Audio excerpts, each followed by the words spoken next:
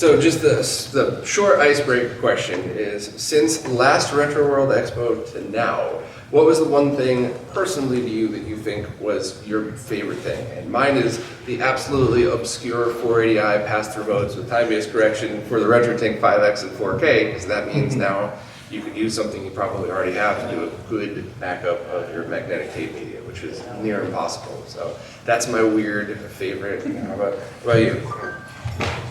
I'm just happy to be here. Wasn't planning to, but yeah, I would say, what, the past year?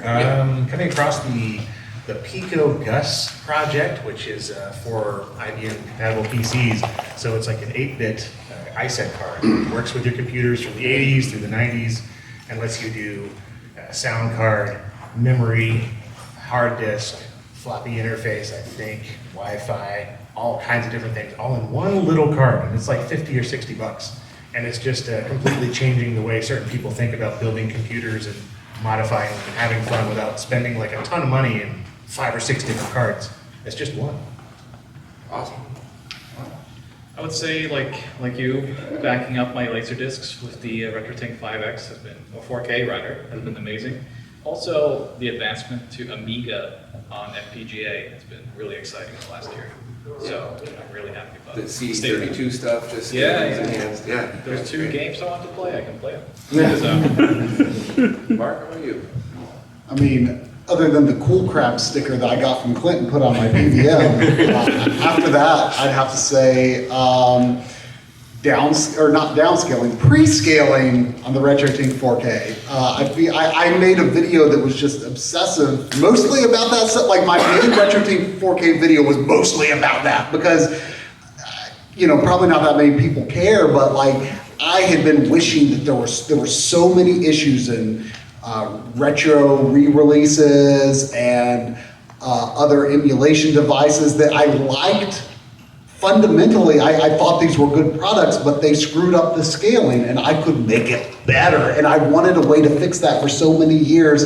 And the RetroTink 4K lets you do that and not only fix it, but also add scan lines and all these other things. I mean, you can make some of these new, if their pixels are designed in the right way, you can make new indie games just have beautiful scanline effects that the actual games themselves don't have, that really enhances them and puts them on another level, or maybe they do have scanline effects, but you can make them look a lot better and stuff like that. So I'd have to say pre-scaling for me, you know, like semi-obscure, kind of like you were saying. So, but yeah. I loved how that video was. Here's an introduction to the RetroTink 4K. Yeah, it's a scaler, but look at this one feature. That was it was like 50 minutes for me talking about, I am finally fixing all of these HD pixel graphics that have looked wrong all these years. Yeah. How about you? So for me, I think so. A little closer. So for me, I think probably the N64 core for the Mister. It's something that I didn't think I would ever see come around, and Robert managed to pull it out of his hat, and that's officially released now. And so that's kind of an amazing thing to see come to be. Awesome. Well, I mean, that was just a fun icebreaker. I'm going to open up for Q&As. Ask any of the awesome people here anything. If you don't know who to direct your question to, I'll do it. And because my name's on the panel, I'm going to go first. Is there really a CDI core for the Mister? Is it really happening? There is really a person working on it. We never know if they're going to finish, but he's already made pretty good headway on it. So I think it's something that we're going to actually see come to be, a CDI core. Yay. Well, it's like teaching to ask follow-up questions. Go for it. No audience. Oh, audience. I'm just happy you see me waste up right now. So I'm assuming part of that's going to be working on eventually the digital video module, so we can have the masterpiece of Thunder in Paradise That's really available to all of us, right? As far as I know, the plan is to get every part of it working, but of course that's going to be it's going to be up to the author's skill, but of course once it's out, being open source, there's probably going to be people, even if the original author can't do it, probably somebody will come along who puts that in there. There is some people out there that have the documentation on it, but they're very protective of it. So, and it's really difficult to figure that DVC cartridge out. I said DDC cartridge, and that's redundant. I think the C is for cartridge. I'm sorry. I'm really sorry, everyone. All right, anybody start us out? Someone should ask about that. No. Well, that's the next question. Already asked the question. Yeah, what is that? It's technically a camera. So yeah, this is, well, why am I talking about this? This is weird. Okay, so, you brought it. I did bring it. I just happen to have it. Show them what it is. I'm not supposed to be here, basically, so I'll take it. No, this is a super disc camera, so I don't know if anybody remembers. Okay, let's start with floppy disks. How many people remember floppy disks? Wonderful. How many people remember zip disks? How many people used zip disks? Okay. How many people had super disks? Yay! How many of you used super disks? It died pretty quickly. Yeah. So yeah, this thing is actually a floppy disk and a super disk camera. So it will store up to 500 photos in 1995 on a super disk format floppy disk. So 120 megabytes. This is the future. And I've been taking pictures of everything with it because it's terrible at it. And so that's why I like it. Take a picture of all these wonderful people. I will absolutely do that. We gotta wait for it to boot up. And so I'm gonna cry if there's a Windows 3.1 blue screen on there. it's going here. So I've got a wonderful. It will not do anything without the flash because it can barely see anything if it's not like full sunlight. So flash incoming. Yay! You all took a wonderful photo. Thank you. Do we have a release for us for all these? No. All right, anything we got? This is always the same thing. All I right. have another question for the Bugsy apologist. Yep. Sure. When making Plumbers Don't Wear Ties, what was stopping you from using Mark's face as a sensor mark? What was stopping? It's too arousing. It would defeat the purpose. Yes, it would get you too excited about the wrong things. Do you want that? Like, I'll take it. All right. Well, you can meet me out back when we're done. Like, I'll take it. We can make it All right, happen. all right, all What was right. the one you used in the game? We use different ones. One is my dog, and one is the developer or one of the programmers of the game. So there's other people there, just not Mark. Okay. Well, I'll patch it. Okay. I have a picture of you now, so. My legacy is going down in history as the guy who censored John's dong and Plumbers Don't Wear Ties. That's it. Like, I'm good. I'm There's good. more than dongs being censored in that game. So where is Mr. heading? I mean, if everything was on the DE10 Nano, but now we've got rumored about the Mars, we got all the clone DE10 Nano. It seems like there's a lot of other project threads kind of spreading out. Where do you see it going in the next year to 2 or 3 years? Well, we are looking at some new boards that are coming out. The Terrastic is releasing their DE25 line, and there's going to be a DE25 Nano included with that.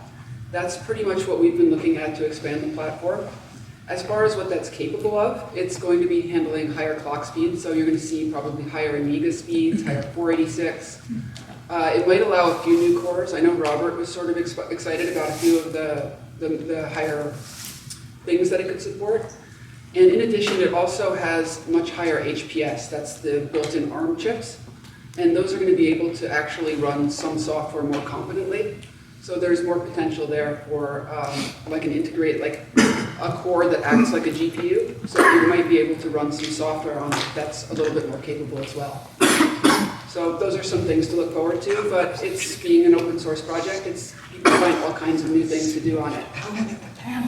Oh, one thing, maybe you haven't seen it. Somebody actually released a new MIDI core for it, which is kind of a new thing for Mister. So you can actually use your Mister as a MIDI device that works with the Genesis's audio chip. So those kind of things are popping up too.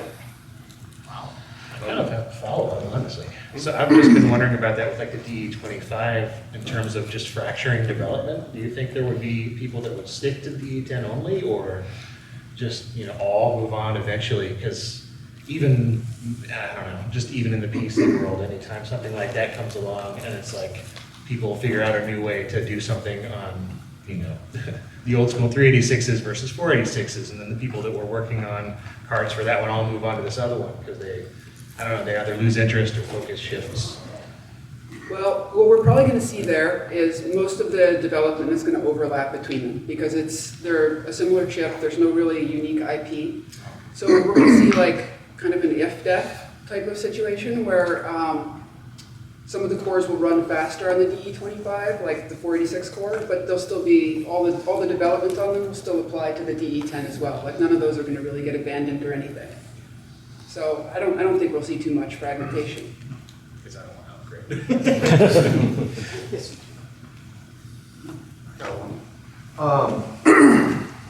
I realize it's not an easy problem, but I imagine the question's going to come up time and again. The machines that run on MiSTer, they're essentially state machines that sit there and track the state of all the hardware over every clock cycle, right? In emulation, you're able to plug deeper into the code and do things like Netplay. And I don't know if anybody's even tinkered around with it. I realize that lag becomes a huge issue in that case, but I don't know if anybody's even played around with trying to synchronize two state machines over IP, even over serial. Has that been anything that anyone's toyed with at this point? This is something I've put a lot of thought into, and part of the problem with traditional Netplay, like having two individual misters that are somehow synchronizing their state, is that it's very slow to restore state. Like if you've ever tried to save state on a mister, it has to kind of pause the game for a tangible amount of time. Right. And that's sort of what you're doing when you're syncing state, is you're kind of restoring like a save state. What the more likely scenario for Netplay would be actually something more like screen, like sharing the screen over a network, like encoding it and having like shared video. That's not super fair for like a fighting game, but if you're just playing, two-player Super Mario, that's pretty good. That's probably the more likely thing you would see on a device like MiSTer, is that kind of Netplay. Got it. So you're sharing inputs, and like a whole image of the screen would be encoded and sent over to like a client.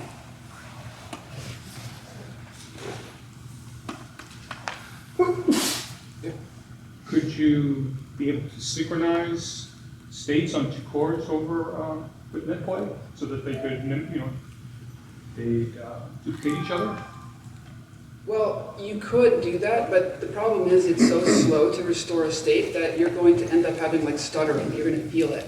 The device itself can't restore it fast enough. This might change in like a newer iteration of the hardware, like the DE25, but we can't really be sure that that's going to be any better on that. So, It probably won't be, because of just the way that we communicate with the HPS. I see. So it's unlikely you'll see that kind of thing.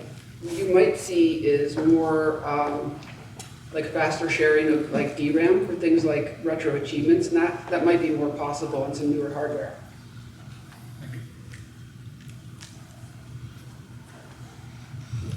Is anyone using the water at the end of the table? Because I've got a throat full of spicy mayo. Is that under There's a water thing right over there. Oh, wow, I'm gonna take that, thank you.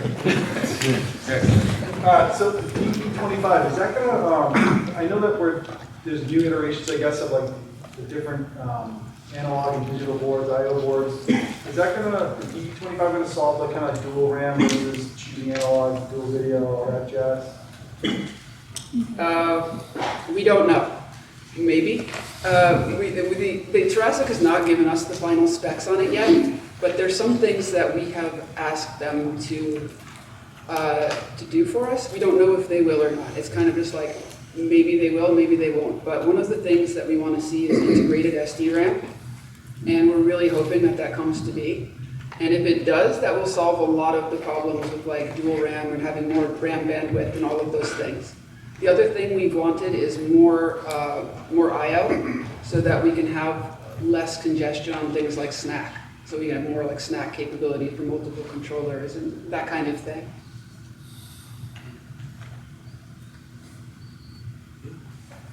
Have you heard of any prices that the DE25 might? No. No, sorry, we have no idea yet. like the DE25 standard has like a will call price, and that's like a larger sort of grown-up version of that board. And it comes with multiple chips, and it's got some crazy high price tag right now. It's not really indicative. We have no idea what they're going to charge. It probably would be a little bit close to or a little bit more than the existing one, though. That's just my best guess. Don't take my word on it. But that's what we kind of suspect to see. This question is for Audi. When developing RZ, did you guys get the original artists from the CDI Zelda games? And if not, what was the process of like duplicating that unique? So we did get the original artist from the original Philips CDI Zelda games. He did work on it. He did the last areas. So if you want Like the background art, yeah. Are you talking about the background arts or the animations? I was more talking about like the FMV. No, that was done by Russians, and I couldn't really penetrate that. I will tell you, we did talk to someone that was involved with it, who lives stateside now, who was part of Animation Magic. It didn't really get involved or anything, but we did our best to replicate. I didn't want it to look exactly like those Philips CDI games in terms of like the rotoscope motion. I wanted to have a little bit of like identity of our own. So obviously we looked at them all the time to kind of reference, but we did our own thing in the end. I mean, what amazed me so much from what I saw, like the reception to RZ, like even though it was mimicking a crude animation style, people were just so blown away, like, oh my gosh, this is like actually like frame by frame animation and stuff like that. Like even of that quote unquote tier, it was still blowing people away because you just don't see animation done that way anymore, you know?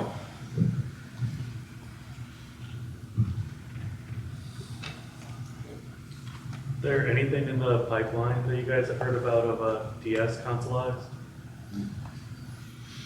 Yeah, all right. So there have been a few announced, and even some prototypes made, but I haven't personally seen one that's going to be available. Tito from Macho Nacho Productions is down at the booth, so definitely pop by and ask him. He might know more than me. But there was that one project. Tito! Oh, I'm sorry.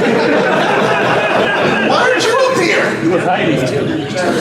All right. I'm sorry, Tito. Did I forget one? Did I forget a DS consolizer? You got it. I got it. And if you announced that it's kind of a hard thing to consolize, especially with the touchscreen on the bottom. I don't know how you would implement that. Probably the biggest hurdle. Awesome, thank you. Yeah, I promised Tito I wouldn't just direct all of the attention his way, but I thought he was still down. So because I already did it, can we all just give him a hand to be an ass?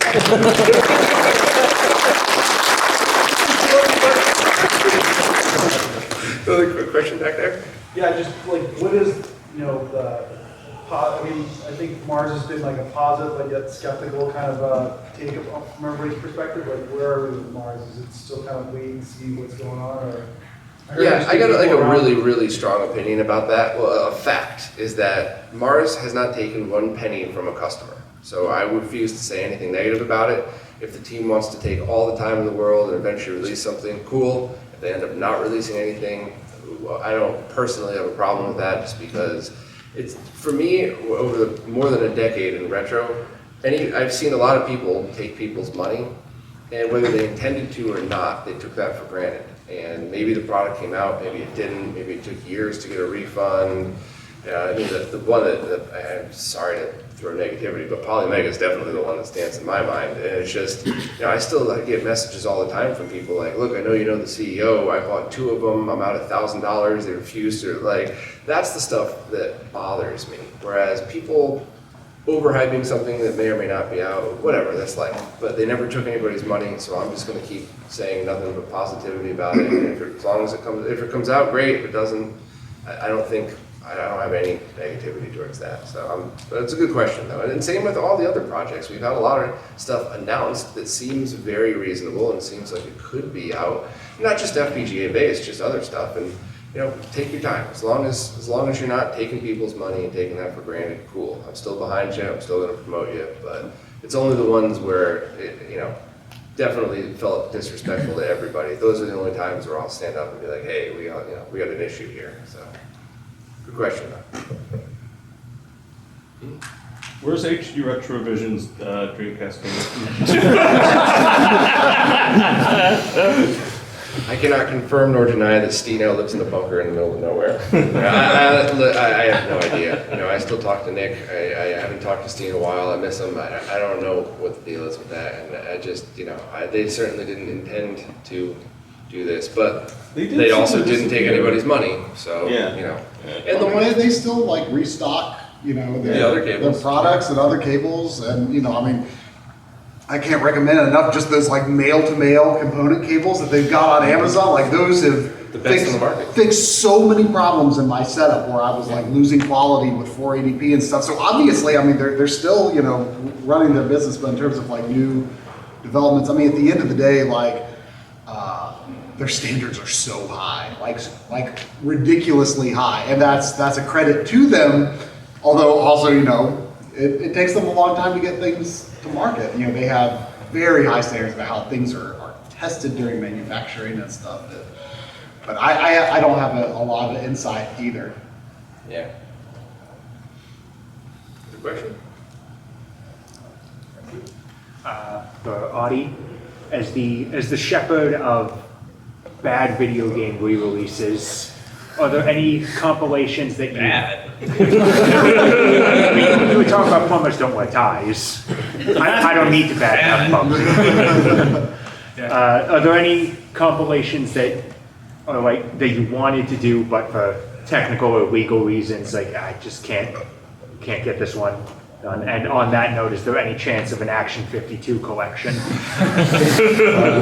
Oh man, I really wanted to do something with Cheetah Men, and that was like, we couldn't figure it out. So that was too bad, because I really wanted to make like a new Cheetah Man or something like that. Like a Shredder's Revenge tier Cheetah Man. Not that good. No, make it good. Make it good. It comes probably back to the CDI. I would love to do proper like CDI compilations. For example, the Zelda games, if I can convince Nintendo to actually acknowledge them. Because, Seth, who made RZ with me, he did those remasters for PC. So that could be like used for a re-release, like a compilation or something. But the CDI, it's a special little machine. So I kind of wish more people could experience it. Running off of that other question, was Wild Woody ever brought to the table? Well, Wild Woody's under the table right now because we're talking about CDI. Where is he? I know, but, Censored behind Mark's face. Dang it. Wild Woody, that's a Sega CD platformer. Yes. Yeah, why not him and Mr. Bones together or something like that? Now he's talking my language. Wild Woody's his language, Mr. Bones is mine. So you got me on the table with that. What are you guys doing later? Let's hang out. You got any job opens at Limited Run? What? Any job opens at Limited Run? I feel like we could bring a lot to the table. And by a lot, I mean garbage. Where'd you get your shirt? Huh? Your shirt, where'd you get it? I ordered it from the website. Oh, thanks. Yeah. See, how do you like when I ask you questions? It's not that fun, is it? Why don't you ask Clint questions? Okay, what's your favorite game, and how bad is it?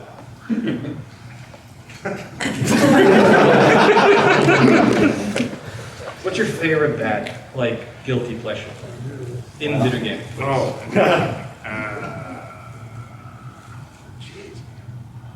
kind of left that world behind. It used to be all sorts. I'm gonna have to say Depth Dwellers for MS-DOS. Okay. That's one of them I could see getting a re-release and be very, very fun. It's like one of the first 3D shareware games, like 3D with the anaglyph glasses 3D. It's the worst. All the sound effects are made with a guy's mouth and a microphone. The guns are just pictures of pieces of like pipe and screws and stuff from a hardware store. It's really good, and it was made by a guy who worked for NASA. So I didn't expect that answer. I I think I have the only complete in-box version, so if you ever need any research material. I do think that like the DOS library is kind of ripe for, because you have like DOSBox Pure, which is like a consoleized experience. Sure. So I do wonder why people, I mean, I sit here and I produce these compilations, but like, it's kind of weird. I feel like DOS gaming, consoleized, could kind of bring something new to the table. Consoleized DOS game. I mean, well, there's the Evercade stuff, which I worked on, like the Duke 1 and 2 Yeah, remaster yeah, a that little was bit. great. And so, like, that was sort of getting into that realm, because those were DOS exclusives for 30 years, right? Yeah, because they remade those in the widescreen, all that stuff. Yeah, they worked on that. Really Like, good. I was really particular about getting the PC speaker noises just right, because they were too crispy, and like, they gotta sound a little more muffled. And, you know, it was like, Alien Rampage. and stuff Alien like Rampage that. is Yeah, another good on one. console. Jazz Jackrabbit. Jazz Jackrabbit. But- Of course, isn't- Clippy B hit me up, I know you follow me. Isn't the problem with a lot of that stuff though, like, don't they run at weird frame rates that won't?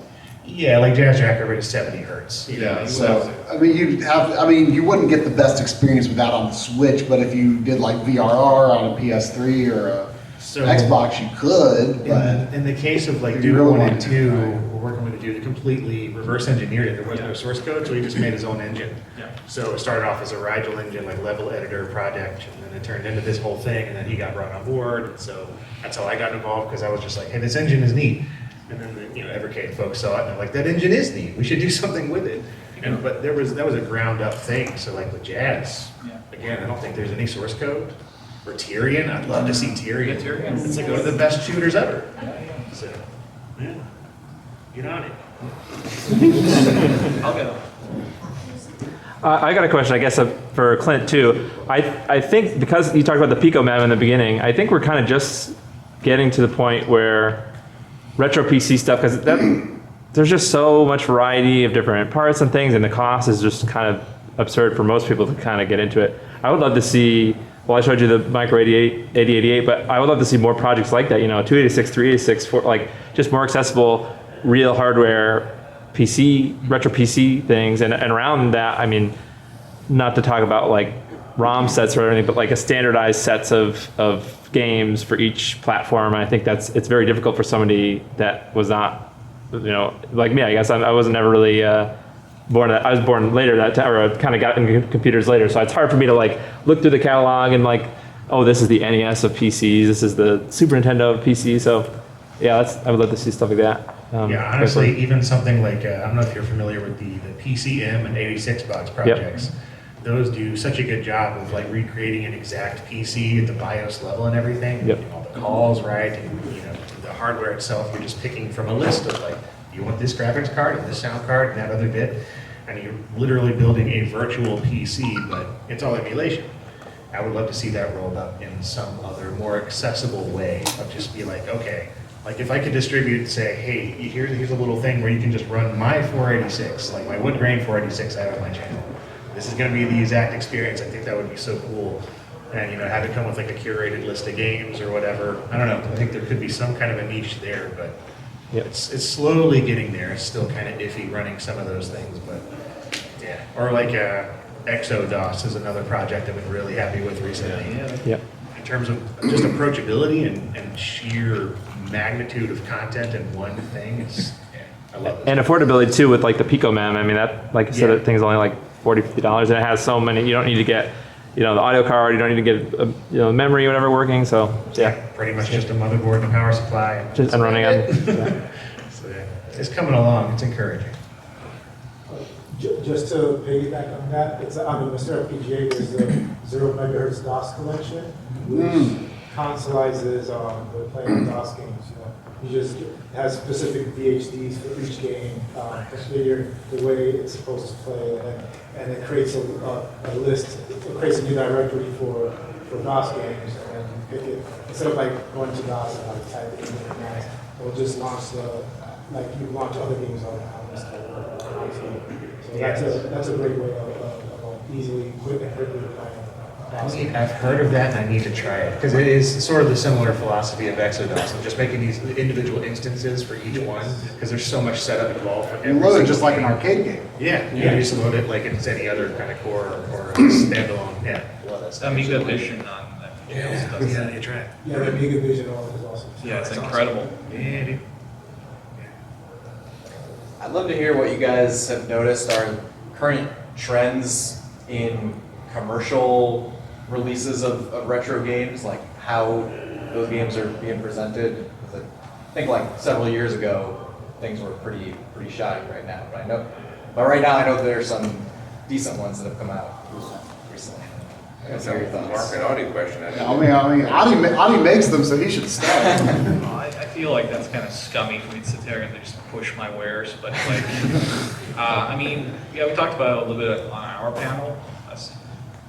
That's much of a panel it was, but like, we put a lot of time and effort into just presentation, because putting those games into context, a lot of that has to do with like, what do they look like and how do they feel like back then? Because like, if you just put it out with lag and just like bad scroll, like shimmering and all this stuff that's come out over the last few years, like, I don't think that does any justice to those games. So presentation is like, half the job. Just figuring that out and doing proper filters. Like for Game Boy, I hated when people re-released Game Boy games in collections before, because it was just black and white. And it's like, that destroys the art. It's supposed to be dot matrix, separated dot matrix. And like I was telling someone else earlier, like Felix, that game came out again, the Game Boy game. If you play that without dot matrix, the main sprite just looks like it fell off a truck. It looks awful. So if you put dot matrix on, it looks like the NES sprite again, because it separates the sprite enough, the pixels enough, that you get that structure back. So when we were working on that, like, I sat there for hours helping out with the mathematics of making sure that that dot matrix filter scaled properly so that we knew it would look right. And I guess to follow up, like, obviously Limited Run cares a lot about that kind of representation. But what about, like, I don't know, Nintendo or Sega? Do any of you guys see any anything that's like worthy of praise from those recent releases? I mean, I don't know. I mean, the Nintendo World Championships is pretty laggy. But I will say, I honestly think, like, some of Nintendo's emulation has not been bad. I've never done, like, I don't have, like, the N64 or the Switch Online expansion pass. So I've never tried the N64 stuff. I mean, early on, I was hearing a lot of bad things. I don't know how well they fixed it up. But, like, honestly, like, the NES and Super Nintendo stuff is pretty good, I think. I mean, it's got, correct sizing, correct aspect ratio, it's interpolated well. The only thing I don't like is the no borders, but you can fix that with the RetroTink 4K. They pre-scale really nice if you want to play those games that way. I've actually been appreciating playing those games a lot on planes lately. But what I was going to say about like trends in retro re-releases, and I like that we have seen the beginning of this, but I would like to see it really continue and take root, is just kind of an honesty from the publishers about what these games are and where they come from. Things like, we've already talked enough about Plumbers Don't Wear Ties, but I mean, you did take that perspective and tried to, you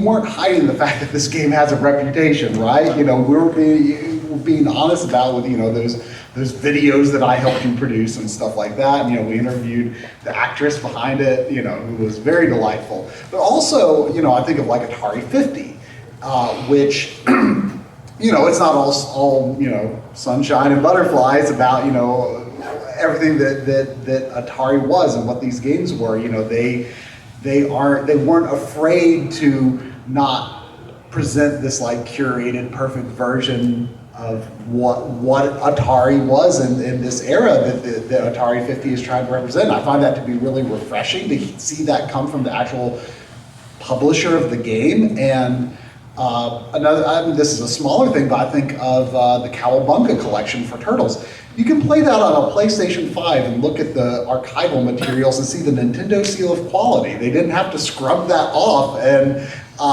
you don't see that a lot. I would like to see that happen regularly, though. And with companies like Microsoft starting to publish on all platforms now, even Sony has published some Xbox games with like the baseball game and stuff like that. Maybe we will start to see those kinds of barriers broken down. But I would like to see some of these materials just present what they are. Don't have to Photoshop things out just because they say Nintendo, just because they say PlayStation and stuff like that. So I like seeing the beginnings of those trends, but I would like to see that continue, you know, just in terms of the context provided by those collections.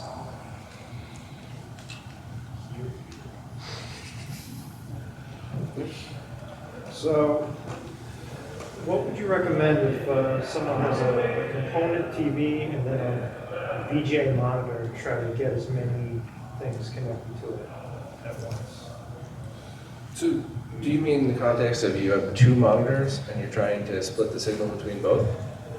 Well, yeah, be able to play things on either or and have it connected. Any powered switch with a dual output would handle that. So let's just say you have mostly component video stuff, but you also want to go to VGA. You could put a RetroTink on the output of one of them and just a RetroTink 2X and just double that for VGA. If it's already 480p, you could put a transcoder on there and make it work with that. But you would just want to utilize powered switches, or if you had many connections, you could do an Extron crosspoint matrix switch, and that would allow you to run the signals wherever the native was. So you could even have a mix of VGA and component, and then you could just have them routed back through the transcoders, which I did that at one of my setups in my place, and it worked so easy it confused me. I noticed, like, when I was talking to my friend Fudo about it, and he's like, I don't understand why this isn't working. He's like, just press the buttons. I was like, okay, well, in one to out two, then out two to out three, and then it just worked. And I went, it broke my brain how easy it was. So if you want to do crazy stuff like that, yeah, Extron cross points are probably the ones to go. You just need to route signals through each other, and as long as you have shielded cables, you're not going to see any video quality drop. I wouldn't suggest that for like archival footage or something, but if you're just playing on CRT, that's going to hide so many flaws. But also, I would say not just the Extron crosspoint, but if you didn't mind these being separate devices, you know, for your VGA stuff and your component stuff, Extron made a bunch of switchers that just have straight VGA, and they're probably in less demand than the crosspoints, I would say. So, because I got a few, I mean, it was several years ago, and they weren't expensive. I assume they probably still are, but I got like two that have like a composite S video and VGA, and it's got like 4 VGA inputs, 1 VGA output, or I also got a VGA matrix that has like 4 in, 4 out. So that can be useful as well. And of course, you can, you know, route other signals through, although that can get complicated with getting the right cable and stuff. But you know, if they don't have to be the same central switcher, I would do that. Like just get an Extron with VGA inputs on eBay, and then get a separate thing for the component stuff. Yeah, number 2. I actually had a question that I just remembered while I was up here. This is probably, oh no, I lost it. All right, good. It's probably mostly for you, but I think Chris might be able to help out. So there's a developer who goes by the name Infidelity who makes the NES to SNES ROM hacks. And he recently just did Super Mario 1 and did a version of it that's Super Mario Maker. So you could plug in the SNES mouse and you could re-edit all of the Super Mario 1 levels. And it's really awesome, but it's not running on Mister. I'm reading off, I wasn't playing on my phone before. I wanted to pull this up because I knew I'd get it wrong if I didn't. The developer said their project requires 256 kilobytes of SRAM to work, and they were told that Mister only supports 128 kilobytes for the SNES core. So is that something that could be handled on the SNES core side? Is that something that could be handled on the code side? I am not a programmer, so that might be a really dumb question, but it's okay. It's not like anybody's looking. No, I understand. So the entire SNES library uses 128 kilobytes. None of the official games use 256, and so when we developed the core, we decided to stick the SRAM into block RAM. And so block RAM is like the built-in RAM as part of the FPGA, and it seemed like a good idea at the time because it saved us bandwidth on the other RAM for like the extra RAM that was used by the system. It's kind of heavily used by other parts of the system because in the original hardware these were all different chips, and so they could all be used simultaneously. On Mister we have to kind of share them carefully.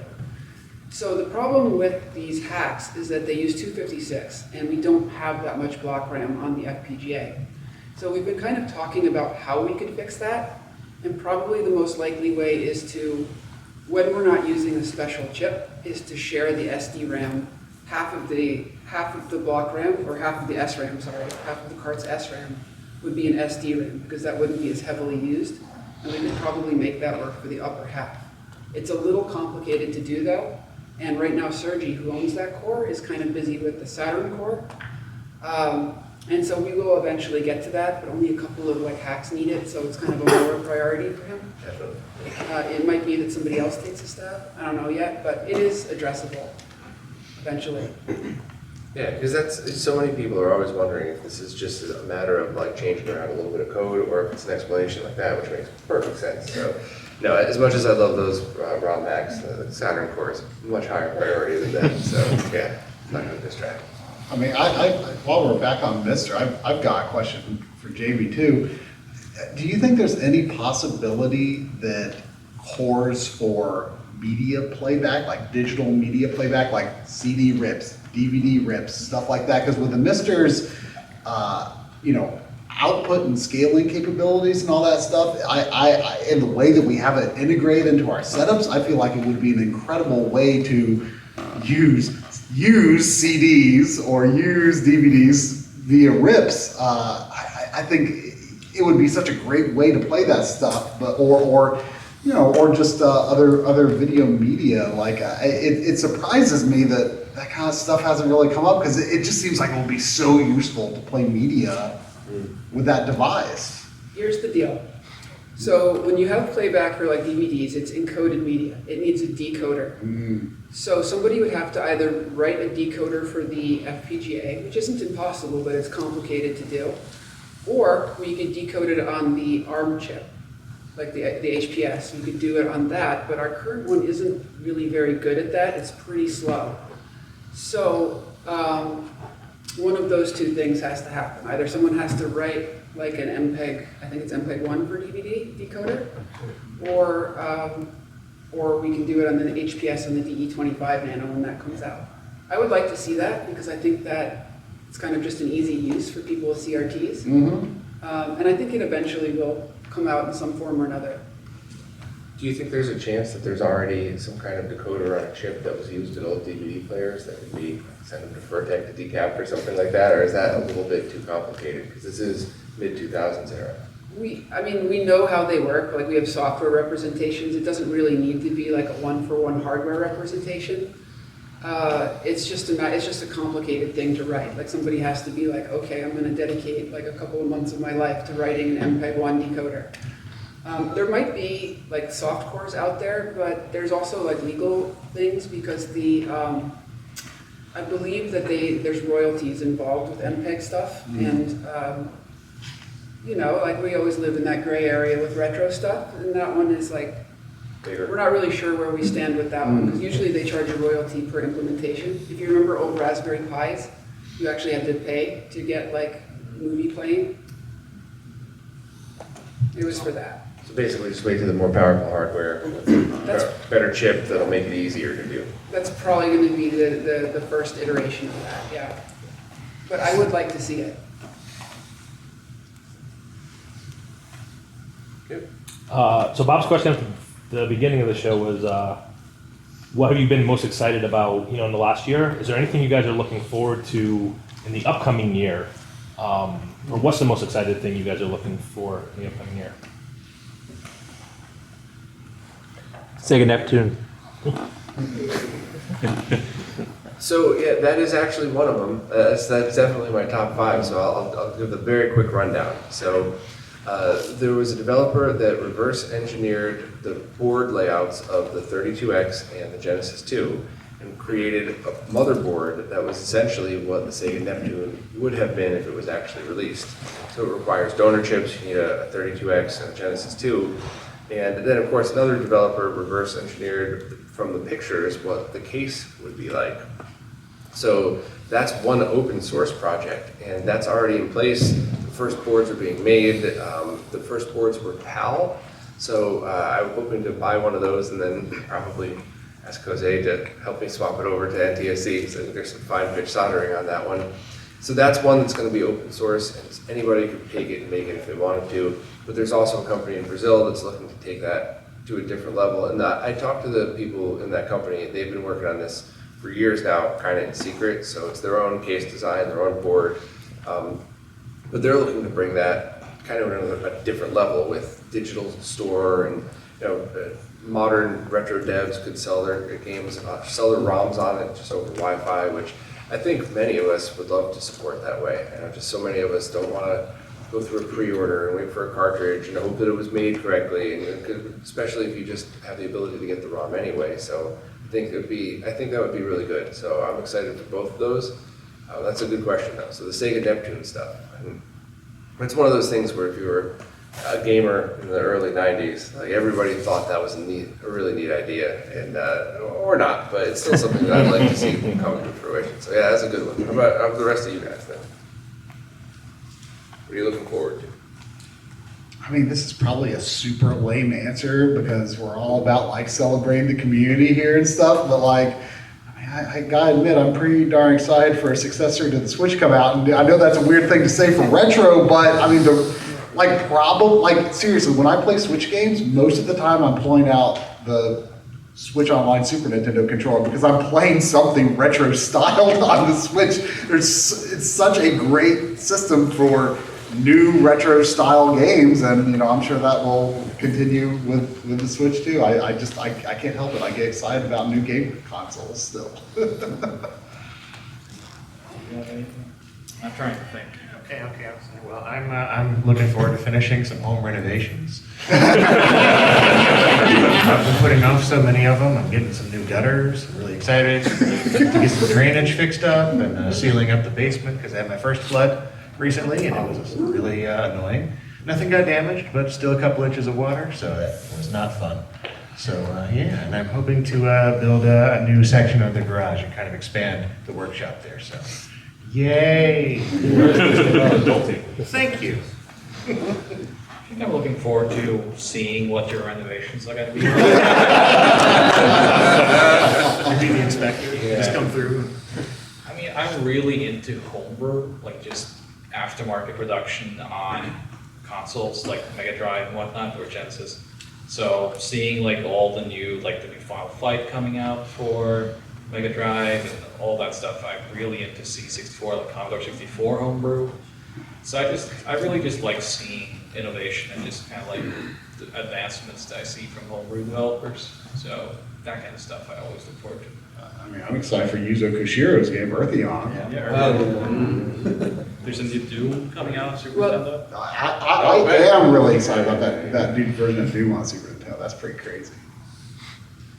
Well, for me, Robert, who wrote the PlayStation N64 cores, he's actually making a Game Boy Advance game.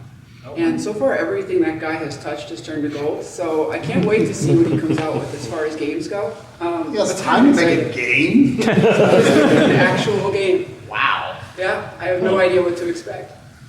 But that's going to be fun. And of course, I have like some deep-seated dread yet excitement about the DE25, as we've been talking about. That's going to be something. We got a couple minutes left, so we can take 2 or 3 more questions. Yeah. For those who haven't missed her, I'm just wondering what your preferred cases are. Like, Bob, I know you showed off the Retro Castle cases. They're really cool. I'm very limited to what I can have because I just refused to let go of my blister board from BlissBox from like 5 years ago.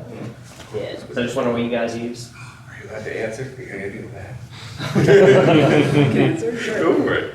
So I have like 4 misters, and they all have different cases. So I have a Retro Castle case, and that's it's got like a nice little pink aluminum thing, and I love that because it's small and I can take it with me everywhere. Power button. It does have a power button, which is nice. My Dev one is in Pork Chop's little aluminum case. That's Mr. Add-ons? Yeah, Mr. Add-ons, thank you.